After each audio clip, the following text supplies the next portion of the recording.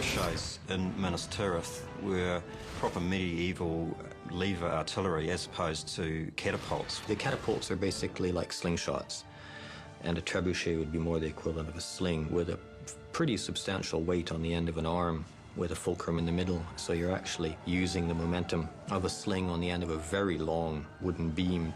In theory, there's no limit to how big you could make them or the size of thing you could throw. The medieval illustrations that remain are very difficult to interpret because the same element may actually be drawn from the side at the top, from the front in the middle, and from the other side at the bottom. And John built a little tabletop one. One of the ones we actually built for the 72nd scale model, I was just kind of intrigued to see if it would work. He was working on his table one day, and this pencil eraser went winging past my head. I went, whee, what was that? And I used to shoot rubbers over to Mary at her desk on the other side of the room. All I know is I managed to get my hands on a little trebuchet and fling some erasers back.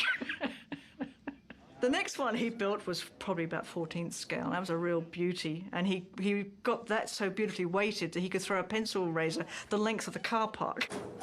Firing lumps of clay across the car park into the bushes at the end of our workshop, and we had a great time with that.